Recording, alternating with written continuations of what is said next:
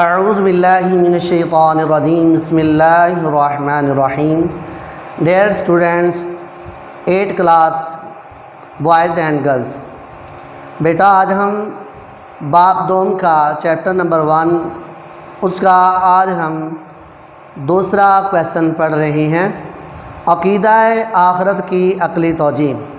تو عزیز طلباء یہ یاد رکھیں کہ جو بھی ہم قرآن سے احادیث مبارکہ سے دلائل لیتے ہیں ان دلائل کو ہم نقلی دلائل بولتے ہیں.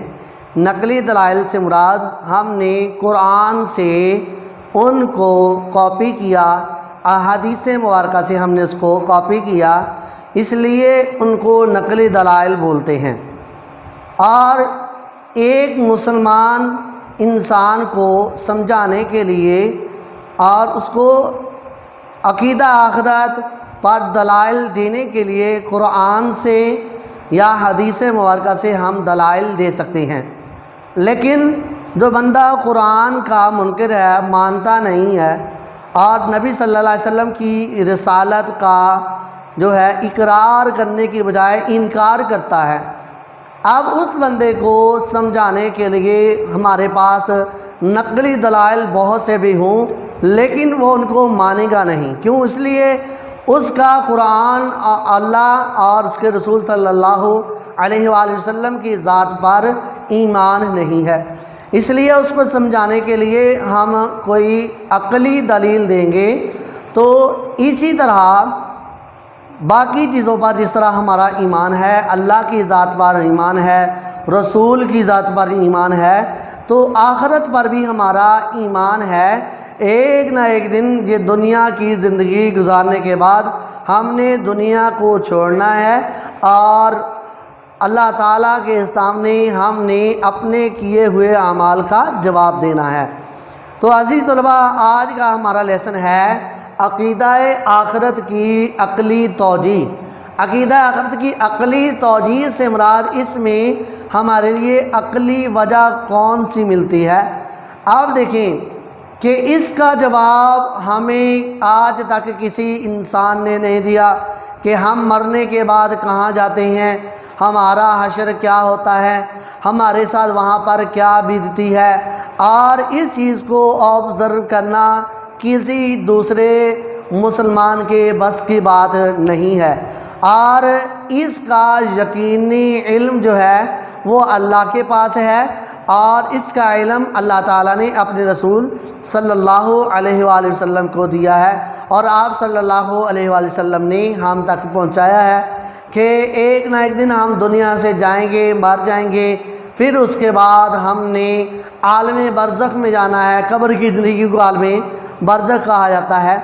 اور پھر گزارنے کے بعد عالم آخرت میں ہم اللہ تعالیٰ کے سامنے حاضر ہوں گے اور ہم اپنے اعمال کا جواب دیں گے.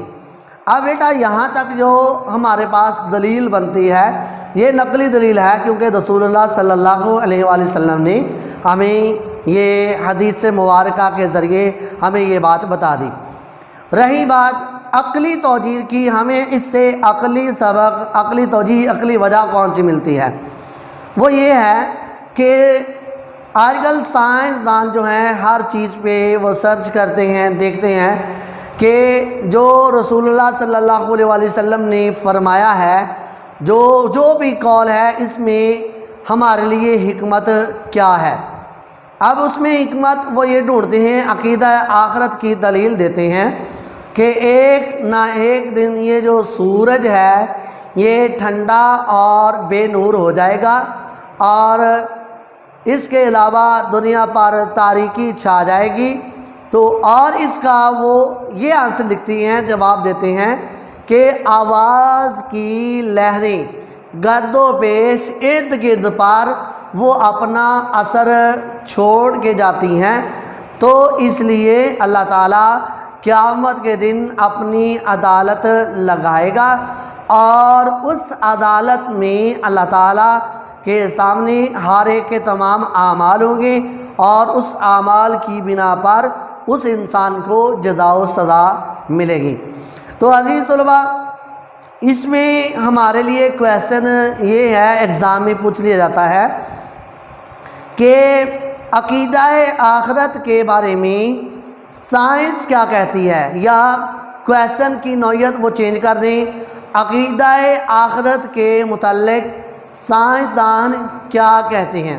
تو اس میں ہم اس کا آنسر یہی لکھیں گے کہ سائنسدان کہتے ہیں کہ سورج ایک نہ ایک دن ٹھنڈا اور بے نور ہو جائے گا، اور آواز کی لہریں کیونکہ اپنے ارد گرد کے ماحول پر، گرد و پیش کے ماحول پر اپنے نقوش چھوڑ کے جاتی ہیں، اس لیے جو نقوش چھوڑے ہوتے ہیں وہ اللہ تعالیٰ کے ہاں وہی چیزیں ہمارے لیے جو ہے وہ گواہی دیں گی۔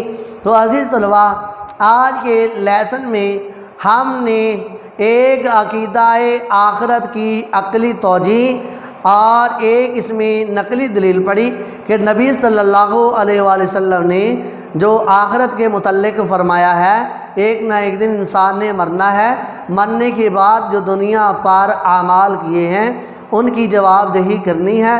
اور دوسری دلیل ہم نے یہ پڑھی کہ سائنسدانوں کے متعلق سائنسدان اس بات پر متفق ہو چکے ہیں، جو سورج کے متعلق ہے اور زمین کے متعلق ہے، زمین کا ختم ہونا، آسمان کا پھٹ جانا، سیاروں کا ایک دوسرے کے ساتھ ٹکرا جانا، اور بقیہ جو چیزیں ہیں ان کا اپنی گرد و پیش چیزوں پر اثر چھوڑ جانا، یہ تمام چیزیں اس بات کی گواہی دیتی ہیں کہ ایک نہ ایک دن انسان مرنے کے بعد عالم برزخ میں، قبر میں جائے گا، اور اس کے بعد قبر کی زندگی مکمل ہونے کے بعد اللہ تعالیٰ کے سامنے اس کو پیش کیا جائے گا اور اپنے اعمال کا اسے حساب دینا پڑے گا۔